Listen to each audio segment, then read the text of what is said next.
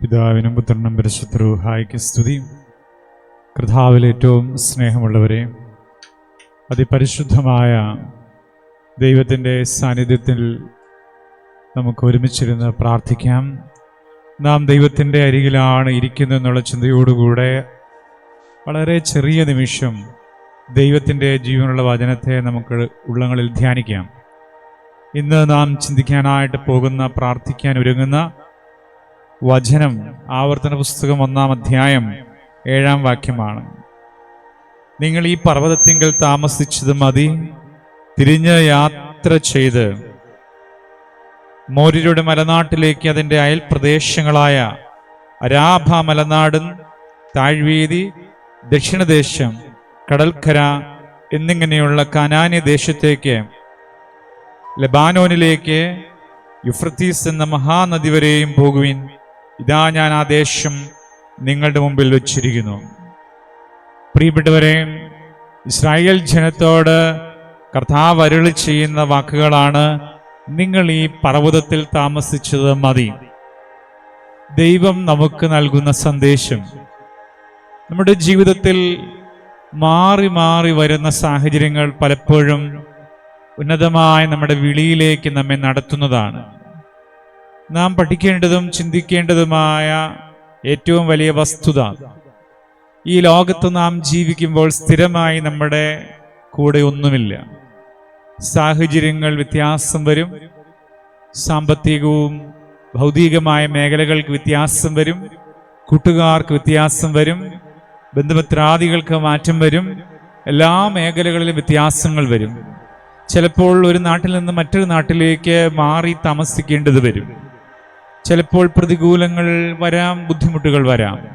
ഇങ്ങനെയുള്ള സാഹചര്യങ്ങളിലൂടെ ആകാം ഒരുപക്ഷെ ഇപ്പോൾ നിങ്ങളായിരിക്കുന്നത്.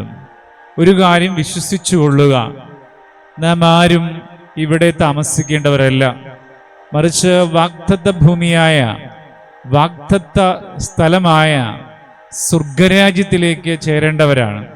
യേശു പറഞ്ഞു, നിങ്ങളുടെ ഹൃദയം കലങ്ങിപ്പോകണ്ട, അവിടെ നിങ്ങൾക്കായൊരു ഭവനമുണ്ട്. ഇതേറ്റ് ഹൃദയത്തിലേറ്റ് പൗലോസ് പറഞ്ഞു, എനിക്ക് കൈപ്പണിയല്ലാത്ത നിത്യമായൊരു ഭവനം അവിടെയുണ്ട്. പ്രതിസന്ധികളും വേദനകളും പ്രതികൂലങ്ങളും ഭാരങ്ങളും നൊമ്പരങ്ങളും ഒക്കെ ജീവിതത്തിൽ വരുമ്പോൾ ഓർക്കണം, ഇതൊന്നും നാശത്തിനെല്ലാം നന്മയ്ക്കുള്ള പുതിയ വഴിയാണ്. ഞാൻ എത്തിച്ചേരുന്ന ഇടം ഏറ്റവും നന്മയാണ്. സ്നേഹമുള്ളവരെ, അപ്പോൾ നമ്മുടെ ജീവിതത്തിൽ നാം പഠിക്കേണ്ടത് ഏത് സാഹചര്യം എന്നുള്ളതല്ല, എപ്പോഴും ദൈവം എൻ്റെ കൂടെയുണ്ടോ എന്നുള്ളതാണ്. ഇപ്പോൾ ഇരുന്ന് വചനം കേൾക്കുന്ന പ്രിയപ്പെട്ടവരെ, യേശു നിങ്ങളുടെ അരികിലുണ്ട്. നമുക്ക് പ്രാർത്ഥിക്കാം. പിതാവും പുത്രനും പരിശുദ്ധ റൂഹായുമായ കർത്താവേ, അങ്ങയുടെ തിരുസന്നിധിയിലേക്ക് ഞങ്ങളുടെ ജീവിതത്തെ സമർപ്പിക്കുകയാണ്.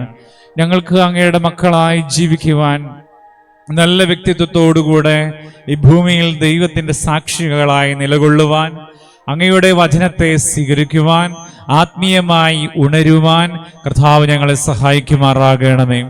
ജീവിതത്തിൻ്റെ സാഹചര്യങ്ങളിൽ ദൈവം കൂടെയുണ്ടെന്നുള്ള ഉറപ്പോടുകൂടെ യാത്ര ചെയ്യുവാൻ ഞങ്ങളെ സഹായിക്കുമാറാകണമേ. ഞങ്ങളുടെ രോഗങ്ങൾക്ക് നീ സൗഖ്യമയക്കണമേ. ഞങ്ങളുടെ ജോലി മേഖലകളെ നീ അനുഗ്രഹിക്കണമേ. ഞങ്ങളുടെ മക്കളുടെ മേൽ ദൈവം അഭിഷേകം അയക്കണമേ. ഞങ്ങളുടെ കുടുംബങ്ങളുടെ മേൽ ദൈവത്തിൻ്റെ ശക്തി വ്യാപരിക്കണമേ. ഞങ്ങളുടെ കൂട്ടായ്മയുടെ മേൽ ദൈവത്തിൻ്റെ കൃപ വ്യാപരിക്കണമേ. ഞങ്ങൾ അങ്ങയുടെ സന്നിധിയിൽ സമർപ്പിക്കുന്ന എല്ലാ വിഷയങ്ങളുടെ മേലും അങ്ങ് അത്ഭുതകരമായി ഇടപെട്ട് ഞങ്ങൾക്ക് വിജയം നൽകണമേ.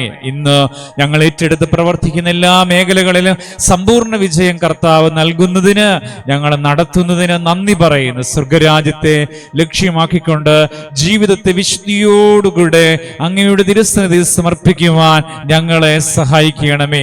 തമ്പുരാനെ പറ്റി അമ്മയുടെ, സകല സ്നേഹന്മാരുടെ, വിശുദ്ധരുടെ മാധ്യസ്ഥതയാൽ ഞങ്ങളുടെ കൂട്ടായ്മയും പ്രാർത്ഥനയും അതിശ്രേഷ്ഠവും അനുഗ്രഹവുമാകണമേ. ഞങ്ങൾ ശുശ്രൂഷിച്ചവരും ഞങ്ങൾ ഇന്ന് കർത്താവിന്റെ സന്നിധിയിലായിരിക്കുന്ന എല്ലാ പ്രിയപ്പെട്ടവരോട് ഒരുമിച്ച് കർത്താവിന് ഞങ്ങൾ സ്തോത്രം ചെയ്യുന്ന ഈ നാഴികയിൽ ഞങ്ങൾക്കുള്ളതിനെയും കർത്താവുമായി ശുദ്ധി ചെയ്യണമേ. പിതാവിന്റെയും പുത്രന്റെയും പരിശുദ്ധ റൂഹായുടെയും നാമത്തിൽ തന്നെ ആമീൻ.